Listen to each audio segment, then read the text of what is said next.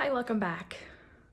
It's been a long time since my last video because MS is being a pain, more than a pain, an annoyance.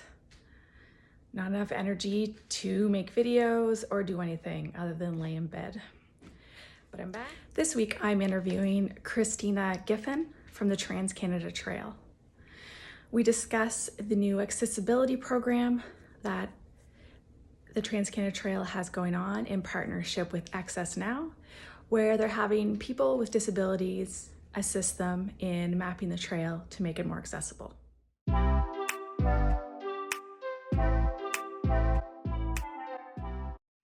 Okay, so just to get started, I guess I'd just like to know, Christina, what is your job title and what does that involve? Sure. So I'm Christina Giffen and I work for Trans-Canada Trail, and I'm the coordinator for programs and inclusion initiatives at Trans-Canada Trail. So a big part of my job is working on improving accessibility on the trail. We also have different inclusion initiatives working with Indigenous communities, providing opportunities for youth employment on the trail. But like I said, one of the big programs I work on is our program with AccessNow, which is working to improve accessibility on the trail. Okay. And when did that program start? So it started last year. So we found, so basically 80% of Canadians, so the trail is 28,000 kilometers across Canada. It's the longest network of recreational trails in the world. And about 80% of all Canadians live 30 minutes from the trail.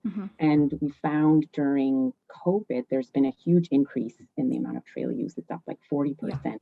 So we really saw this behavior that people are really wanting to be able to access the trails. And it came up with AccessNow as well. They were finding their community, they work in the disability community very closely, that there was this increased need to want to get out and use the trail. So AccessNow, it's a crowdsourced app, and previously it was used mostly for indoor spaces, so restaurants, shopping centers, so people who are living with disabilities have information in advance when they want to go out for a meal, or they're going to the dentist or something like that. Right. And they identified the need to be able to provide that information for trails. So we sort of found each other and we entered into a partnership last year to be able to do these accessibility assessments for trails. So it started last year, and last year we worked with the Paralympic committees. We worked with para-athletes, people who are into para sports, and we mapped sections of the trail across the country. And this year we wanted to be able to do the same thing, but we changed our approach a little bit in that we wanted to be able to look at a wider range of disabilities. To be really be able to capture like the lived experience of people living with a diverse range of disabilities using the trail. Right. And how much of the trail, you said how long the Trans-Canada Trail was, how much of the trail so far has been mapped by people with disabilities so far? Still a pretty small amount. Okay. So last year we did 12 sections. Okay. And each of those sections was between, say, 10 and 20 kilometers. This year we're doing probably about 25. So we're hoping each year we can do more and more. So over the course of the next few years, we have a wide range of trails across the country that are mapped. And the mapping, on the mapping day, it provides sort of a baseline of data that AccessNow then can put on their app to show either barriers to accessibility or places that are barrier-free. So then someone who's living with a disability who uses the app can go and use the trail, and then they can do their own assessment. I don't know if you're familiar with the AccessNow app, but it's that kind of crowdsourcing platform where the more and more people who use it and do their own assessments, the more complete the sort of picture becomes in terms of the level of accessibility. Right. And do you have a certain, like, is there a certain end goal date that that you guys have to have all the trails, like the entire trail, like mapped out by people with disabilities? Or is it just as soon as can, or is it like 2025 or something like that? Yeah, I don't think we have a specific date where we'd like to them all done. Okay. We have another 3 years in our program with Okay. now, so we're at least going to be doing 3 more years working with them. Right. There are certain trails that are very kind of backcountry, very mountainous, that it would be challenging for, say, someone using a wheelchair to be actually able to map. But Right. we're hoping to be able to do as many trails as we can over the next. Okay. Okay. And is there specifications that you have for the people who are going to do the mapping, or what specifically are you looking for from the people that are doing the mapping on the trail? So, you mean specifications in terms of their ability or the kind of information that they're collecting? Both. I just asked it in a really awkward way, but I would like to know both. Yeah. So specifications, like I was saying, we don't have any set criteria for Okay. type of disability. Okay. So just to give you a couple of examples, this year we mapped a trail in Iqaluit in Nunavut, and we had 2 mappers who were low vision. In Banff, Alberta, we had a young woman with cerebral palsy. We have a woman who's going to be mapping the trail in Haines Junction, who's a wheelchair user, but she also has an intellectual disability. We have a few people who are using wheelchairs, hand cycles.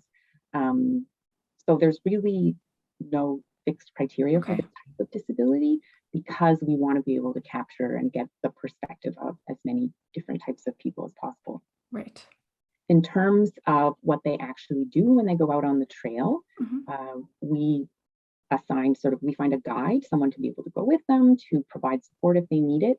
And then they're given a collector app, which is linked to GPS. So they go out on the trail, and as they're going, they drop points using the app. So say, for an instance, if they see a bathroom, a huge steep hill on the trail, a rest area, any accessible features, but also any type of barriers to accessibility. And they rate those points as either not accessible, partially accessible, or accessible. And then they can add a photo and they can add a comment. So it's really like they go out on the trail, they go for a walk, a ride, and as they go, they're entering data points. Okay, that's interesting. That's a good idea, that they can give like a full scope of what they thought of it with pictures. That's really good. And really sort of capturing it like as they're on the trail. Yeah, that's a good idea.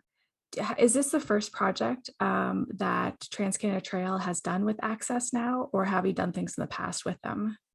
We started working with them last year. Okay. So it's the second year in our partnership with them. Okay. And is there anything else that you would like to add with regards to making the trail more accessible, or anything at all that you would like to add? Yeah, so one other thing I might add is there's sort of 2 goals to the program. One of them is to be able to provide information to people who are living with disabilities to see where the trail is, say, like barrier free. Right. But it's also by identifying these barriers. TransCanada Trail is an organization that also provides grants to trail operators to improve the trail. And we work closely with trail operators across the country. So through these assessments, we're able to provide information to trail operators about these barriers and potentially work with them to make improvements. We've already seen of the trail sections that we did last year, we're hearing about improvements that the trail operators are making, and TCT is providing support to those groups. So it's kind of like highlighting trails that are accessible, but also working to make improvements where barriers have been identified. And if someone is interested in being a mapper, how should they get in contact with TransCanada Trail? Should they contact you? What would be the best way? Yeah, I would say you could contact me. I'm not sure the best way to, maybe I could share my contact information with you and you could sort of put it in. Sure. Include it with the video. Yes, I can.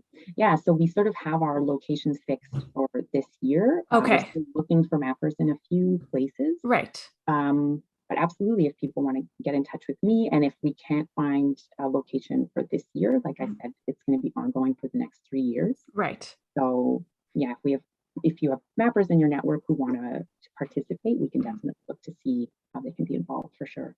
Okay, I just thought that might be a good idea because where it's getting in, like it's fall now, Mhm. for some people, getting on the trail isn't going to be that much longer, I guess, depending on weather and stuff. So I'm just thinking about like for next year. Yeah, for sure. Some people might be interested because I do know some people with disabilities, and trails is Mm, where they go, which with however way they get there to go on them. exactly. So we kind of provide an interesting thing for them as well as more people to provide you guys more information. Mhm. I think that's all the questions that I have for you.